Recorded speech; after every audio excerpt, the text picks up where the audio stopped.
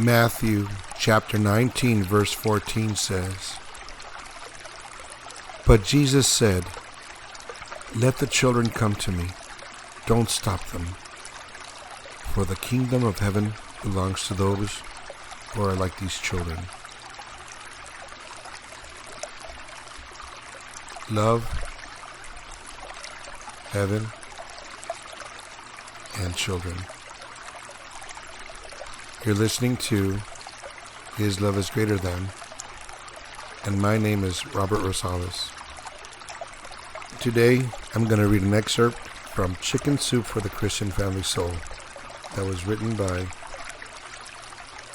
Jack Canfield, Mark Victor Hansen, Patty Aubrey, Nancy Mitchell Audio. Today's story is called The Brownie Story. Financially deprived. Yes, that's the perfect way to describe how it all began. My parents were uneducated out of necessity.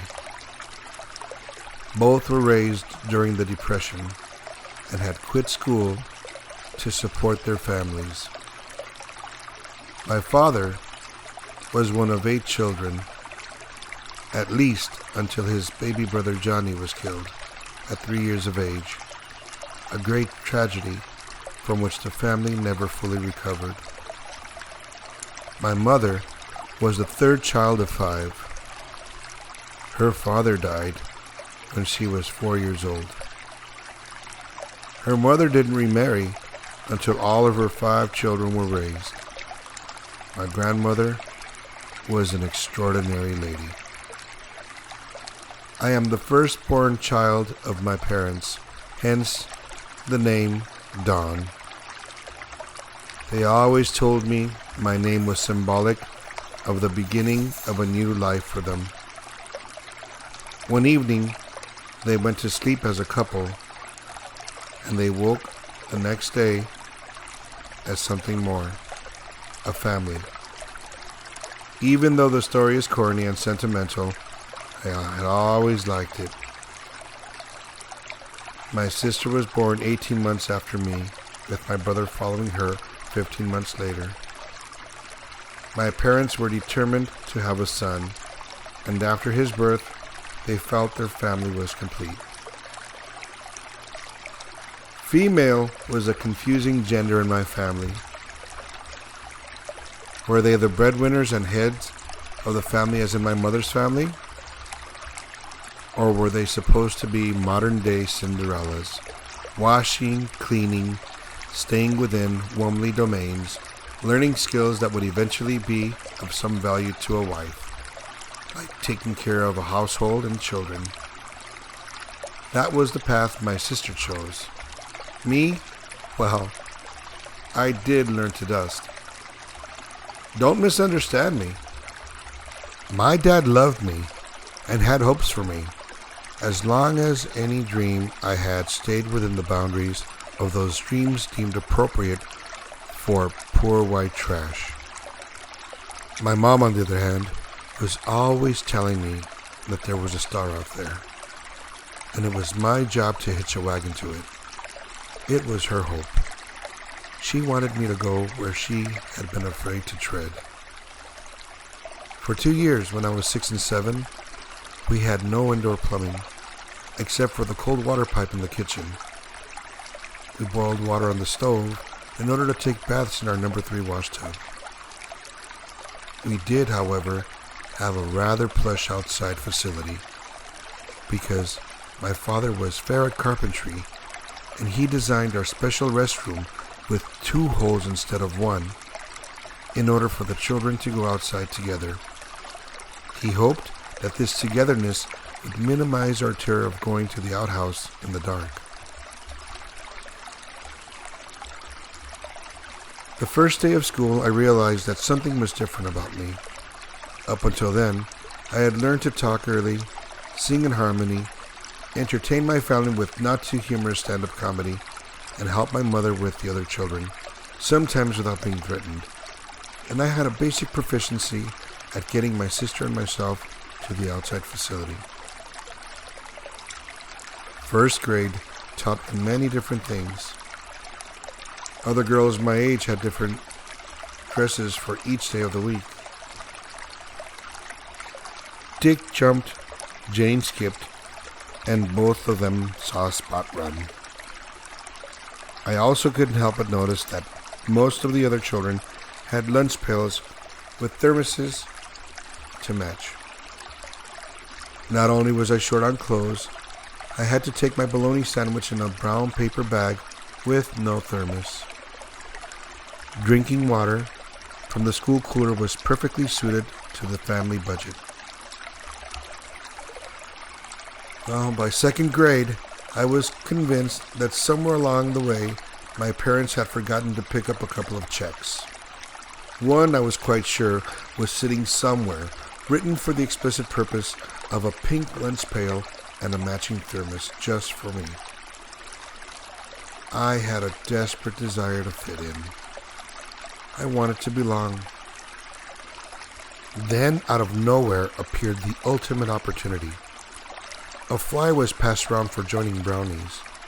In second grade, in a small town in Oklahoma, Brownies is a quintessential little girl experience and quite necessary for success in future marriage or business.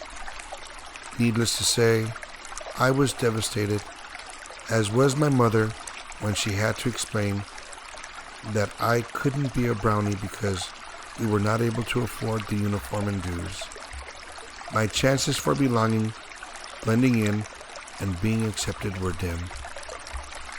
I remember my father attempting to explain life to me when he couldn't stand to see me hurt. He told me that living in a dream world or being overwhelmed by some sort of fantasy would only lead to the need to understand 3 very simple rules of life. Number 1, money marries money. I thought that was interesting because I had only heard of people getting married.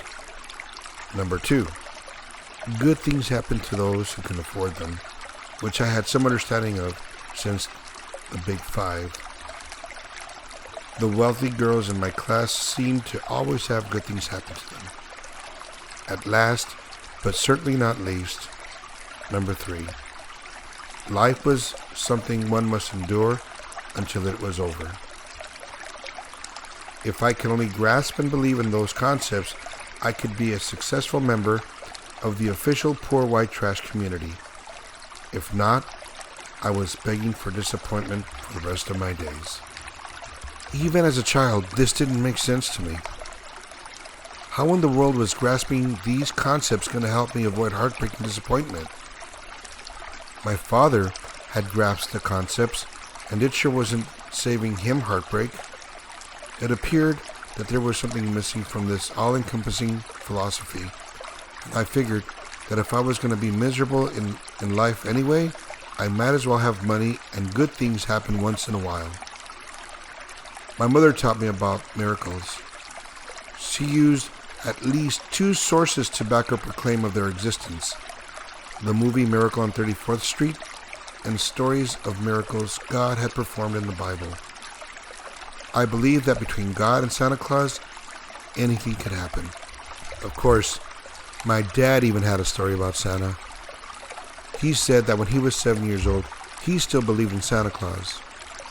One day, this big sleigh drawn by horses came down his street. He almost lost his breath with the excitement of seeing Santa in person for the first time. He told me that Santa was throwing candy out for the children, but he didn't want any. He just wanted to touch Santa's sleigh to make sure he wasn't dreaming. He ran as fast as he could, his heart beating out of his chest. Just as he got to the sleigh, he breathlessly reached out to touch it and pushed out a weak, "I love you, Santa!" Crack! He felt the joint of pain. Santa had cracked his metal bells across Dad's knuckles. "Don't touch the sleigh, kid," was all he could remember Santa saying. My dad lost whatever faith he had left in childhood fantasies that day. It made me cry when I heard the story. I wondered why he didn't know that it must not have been the real Santa. I remember spending my recess time alone, praying that my dad wasn't right about Santa or life. I wanted to believe that worth wasn't about money, and that even if you didn't have money, dreams could still come true.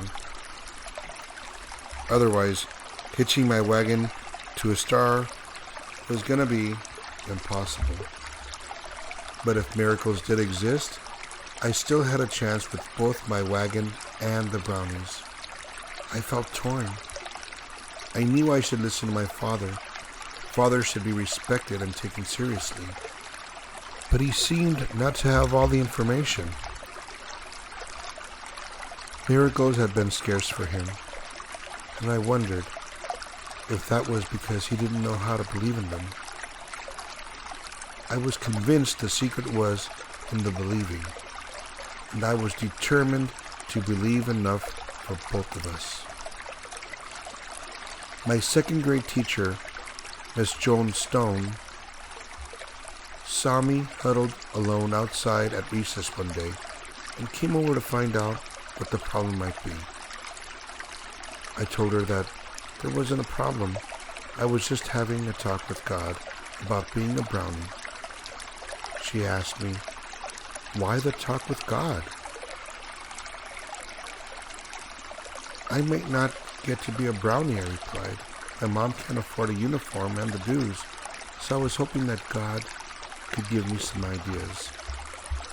Several days later, as my 7-year-old faith was being pushed to its limits, Miss Stone asked me if I could stay after school for a few minutes. After school that day, she took me into her office and locked the door. She was acting rather strange, and I thought she might be angry with me. I could not figure out what I might have done wrong. She noticed my concern, smiled, and told me that she had a surprise for me. I was greatly relieved to know she wasn't mad. She opened the box. I couldn't believe my eyes. A brownie uniform. She kept apologizing that it wasn't new. She said her sister had a little girl 1 year older than I was, and that this was her old brownie uniform. She thought it might fit me fine. She asked if we could try it on. I was hesitant because my slip was very old and torn, and I didn't want her to see it, but I thought I could live through the embarrassment if the uniform would just fit. My sacrifice was rewarded when it did. It was wonderful and soft, and Miss Stone even had the funny little beanie hat that went with it. I knew God had answered my prayers. I knew Mrs. Stone was the kindest woman in the world, and I knew from the moment on that my father was wrong. Not because he was bad, but because someone had obviously lied to him, and he had believed them. I only wished he had had Mrs. Stone as his second grade teacher. She would never have lied to him. When I put on my uniform, I knew I wasn't meant to be just poor white trash. I was meant to be something wonderful. I was meant to be a brownie. In Brownies, we had a project. We made plaster of Paris puppy dogs. Everyone but me painted their puppies black or white.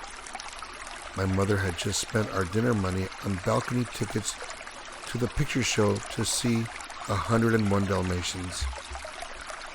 I remember sitting up there so high, looking down on all the people. I felt wonderful and special, so I painted my plaster dog white with large black spots to remind me of that wonderful feeling. The big event in Brownies was the father-daughter dinner. Only fathers were allowed to attend with their daughters. I had never had an evening out alone with my dad. One day my mom found an old pedal sewing machine in an alley. She asked the man who owned the building how much he wanted for it, and he told her she didn't want that old machine because the bobbin had to be wound by hand and it didn't run very well. He told her it was more of a headache than anything else. She told him that was a matter of perspective. She had children who needed clothes, and the old machine looked wonderful to her. He felt sorry for her and ended up selling it to her for $5. She hand-wound the bobbin, cleaned and oiled the machine, and bought some material at a garage sale for a nickel a yard. She made a beautiful dress for me to wear to the dinner. I thought my dad was the handsomest man there. At one point, the fathers and daughters began to sing, "Let me call you sweetheart" to one another. My dad lifted me up and stood me on a chair, and we did one of the things he loved most. We sang in harmony. He had a glorious voice. There were tears in both our eyes as we finished singing. He leaned over and whispered into my ear, "When I look at you, my little brownie, I can believe in miracles." I'll never forget that moment. I imagine that he hasn't forgotten either. For a moment, we weren't poor white trash, nor wealthy and powerful either. For a moment, none of that mattered. We were a father and a daughter, experiencing one of the richest moments of my life. In that moment, miracles were as real as we were, and the hope created for me out of that experience had led me forth ever since. This story was written by Don L. Billings, and it truly is a beautiful story. It's an uplifting story. It's about love. If you have children, this might ring it might reach a special place in your heart. And it makes you want to think about them when they were young and how much time you spent with them. If you haven't seen them in a while, give them a call. If you see them every day, remind them how much you love them. Our Father Jesus knew how important it was to lead our children in the right path. In fact, it actually says that in Scripture. Proverbs 22:6 says, "Direct your children onto the right path, and when they are older, they will not leave it." Seems like Mom in this story gives us that.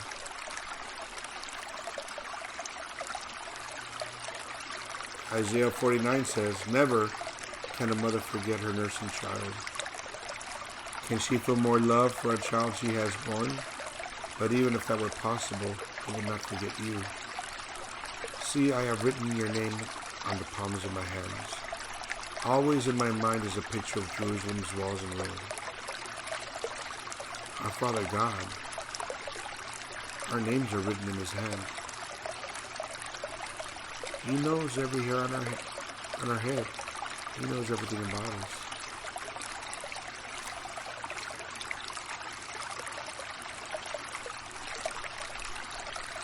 First John says, "Dear children, keep away from anything that might take God's place in your hearts." We have to teach our children our Bible. We have to teach the children about God. It's our right as a parent. And if you don't know God, and if you want to learn about Him, it's easy. Just pick up a Bible. Pick up a Bible and start reading. You'll read about the miracles the mom read to her child. You'll read about those stories that convinced little Dawn that miracles do exist. If you don't feel good, if you don't feel right, if you don't feel love, if you don't feel safe, pick up a Bible, read it, read parts of the Bible every single day. And then you'll begin to feel safe. You'll begin to feel love. You'll begin to feel Jesus inside of your heart. He lives in all of us. Just take it one step at a time.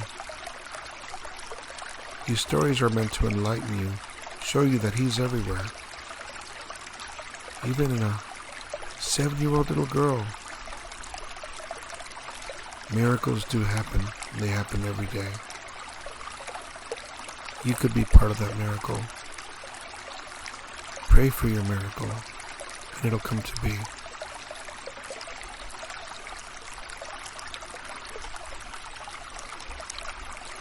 Again, my name is Robert Rosales, and you're listening to His Love is Greater Than. And if you know anybody who might enjoy this story, share it. Pass it along. Let your friends know. Tell your family. I'm working on compiling these stories to help each other, to help each other feel good, feel better. To know that God is always with us. So if you have a story or a testament or a testimonial that you want to share, email it to me. Email it to me at hisloveisgreaterthan, and I'll go ahead and share it. In the meantime, I'll share these beautiful stories that inspire, that bring love to your heart and make you feel better. If you can, please share, subscribe, and like. And if you have any ideas or comments, please put them as well. Post them. I'll get to them. Thank you very much. Until the next one.